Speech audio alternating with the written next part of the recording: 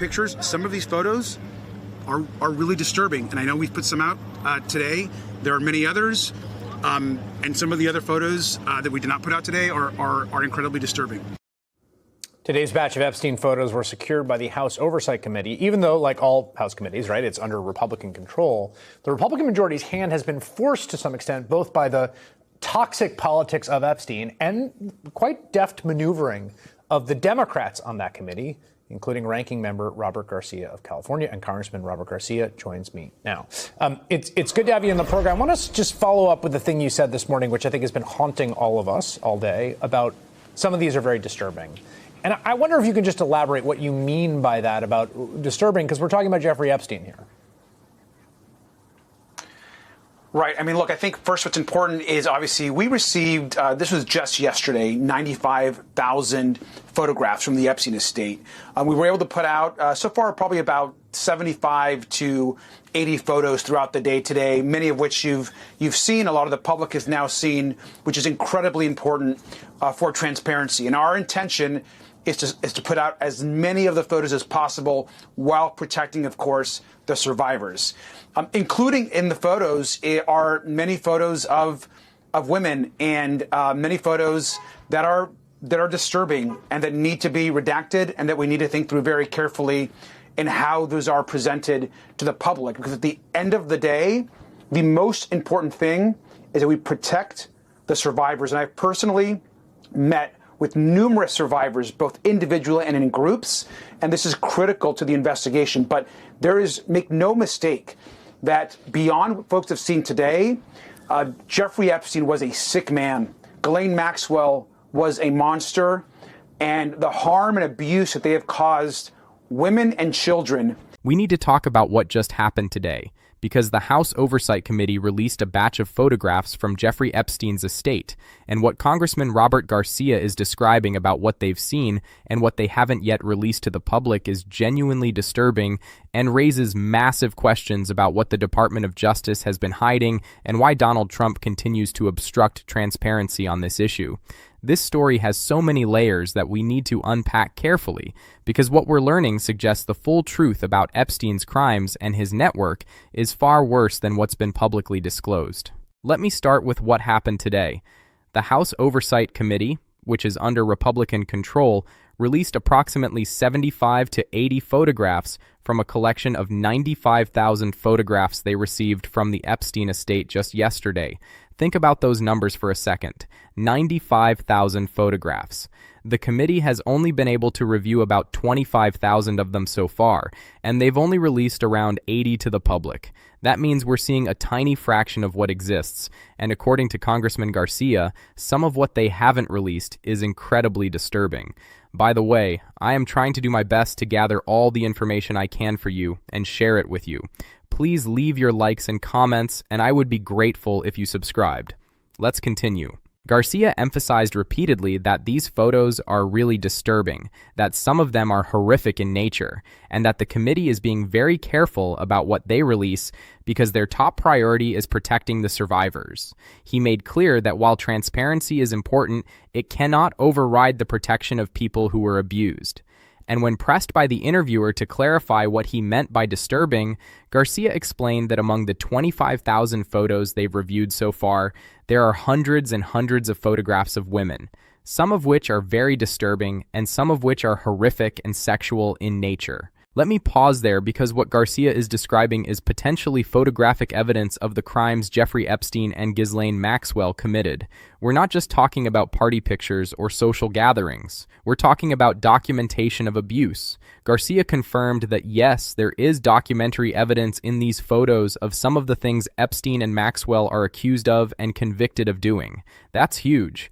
That means the Epstein estate has been sitting on photographic proof of sex crimes, and this material is only now coming to light because Democrats on the Oversight Committee forced the issue. And Garcia made something very clear. Republicans have fought them every single step of the way. Every document, every photo, every video that the committee has obtained came because Democrats fought for it while Republicans tried to block release. Republicans tried to stop the subpoena vote. Donald Trump brought members of Congress to the Situation Room to try to prevent the floor vote from happening. Mike Johnson and James Comer have dragged their feet at every turn and participated in what Garcia called a White House cover-up of what the committee currently has. Think about that for a moment. The Republican Speaker of the House and the Republican Chair of the Oversight Committee have been actively working to prevent transparency about Jeffrey Epstein's crimes and his network of enablers and participants. Why? What are they so desperate to hide? Who are they protecting?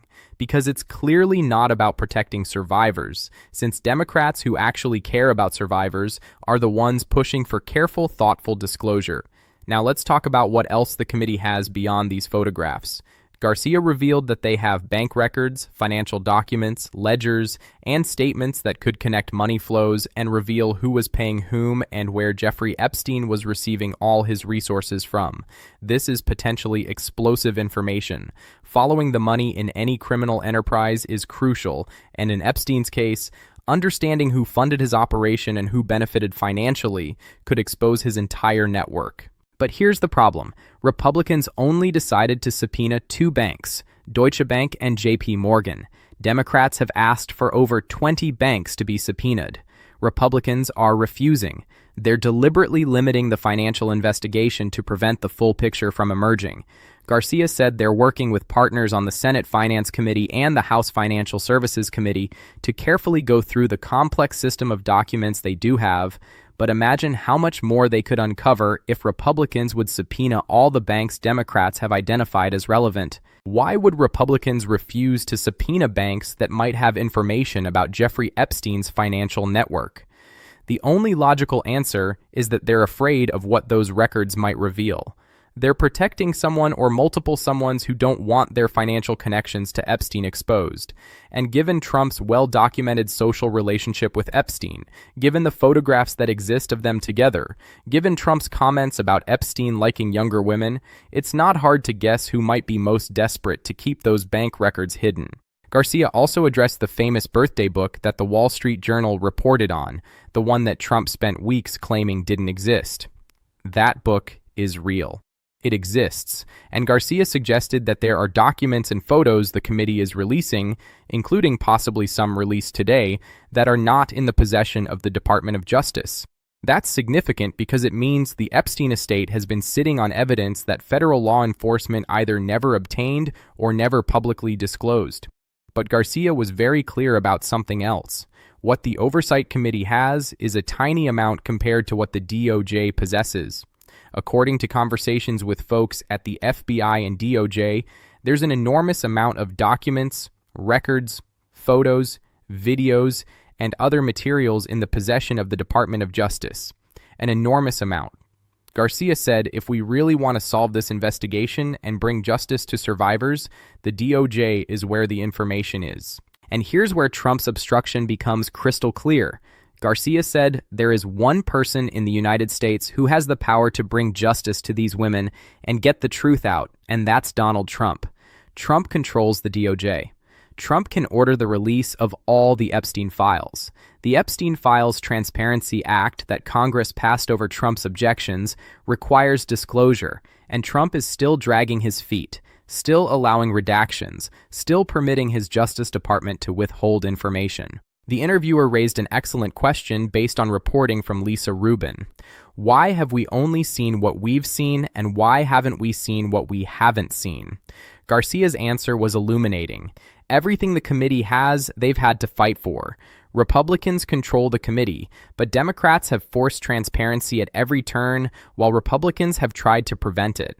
The documents from the DOJ that the committee received were essentially already public record, so nothing new there. The other materials are either already public or are bank records that Democrats are carefully analyzing with Senate and House partners. But the fact remains that Republicans are blocking subpoenas for additional banks, that Trump is obstructing full DOJ disclosure, and that we're only seeing a fraction of what exists even from the estate materials the committee did obtain. This is a systematic cover-up operating on multiple levels, and it all points back to protecting powerful people who don't want their connections to Epstein fully exposed. Now let's talk about what this means for the survivors. Garcia has personally met with numerous survivors, both individually and in groups. He understands that at the end of the day, the most important thing is protecting them. The committee is being very thoughtful about which photos to release and how to present them to the public because they don't want to re-traumatize victims or expose them to further harm. That's the right approach. Transparency is important, but not at the expense of people who've already suffered horrific abuse. But protecting survivors also means getting them justice. It means exposing the powerful men who harmed them. It means holding everyone involved accountable, not just Epstein and Maxwell, but everyone who participated in or enabled their crimes. And that's where the cover-up becomes so morally reprehensible. By blocking full disclosure, by limiting bank subpoenas, by withholding DOJ files, Republicans and the Trump administration are protecting perpetrators at the expense of survivors. Garcia said that beyond what people have seen today, Jeffrey Epstein was a sick man and Ghislaine Maxwell was a monster. The harm and abuse they caused women and children needs to be exposed, and the powerful men who did that harm need to be exposed and face justice. That's the standard Democrats are fighting for. Full exposure, full accountability, full justice. But they're being blocked at every turn by Republicans who apparently care more about protecting powerful men than about justice for victims. The interviewer asked something that I think a lot of people are wondering. Was any of this documented? Are there videos or pictures? It's a horrific thing to contemplate, but it's part of understanding what Epstein did and who might have participated. Garcia's answer, while carefully worded to protect survivors, strongly suggested yes. There is photographic documentation. There are images that are sexual in nature, that are disturbing, that are horrific. The committee is reviewing them carefully to determine what can be released while protecting victims, but the evidence exists. That raises another crucial question. If this photographic evidence exists and it's this extensive, who else appears in these photos besides Epstein and the women he abused? Garcia talked about exposing the powerful men who did harm. Are there photos of those men? Are there images that would identify participants in Epstein's crimes beyond just the two people who've been convicted? The fact that Republicans are so desperate to prevent full disclosure suggests the answer might be yes. Garcia made an interesting point about what the estate has versus what law enforcement has obtained. It appears that nothing from the estate had ever come into custody of law enforcement until now. Everything being turned over by the estate, including the 95,000 photos, this is the first time U.S. government representatives have gotten this information. How is that possible? Epstein died in 2019. Federal prosecutors had been investigating him. The FBI was involved. How did the estate retain possession of 95,000 photos that apparently include evidence of crimes? Garcia acknowledged they're not entirely sure what the government may have that the estate also has, but there's certainly a lot the estate has that the DOJ claims they don't have. That raises serious questions about how thorough the federal investigation actually was. Did prosecutors not seek these materials from the estate? Did the estate refuse to provide them, and prosecutors didn't fight hard enough? Did law enforcement obtain copies but never disclose them publicly? We don't have good answers to these questions, but we need them. The scale of what the DOJ possesses is staggering, according to Garcia. He said from conversations with FBI and DOJ officials, there's an enormous amount of documents, records, photos, videos, and other materials in the possession of the Department of Justice. Enormous. That word keeps coming up. The implication is that what the Oversight Committee has, which is already substantial and disturbing, is dwarfed by what the DOJ is sitting on. And that brings us back to Trump and the Epstein Files Transparency Act. Congress passed that law specifically to force disclosure of all this material. Trump opposed it. He fought it. He only signed it when it became clear Republicans in Congress were going to override his objections. And now his DOJ is dragging its feet on compliance.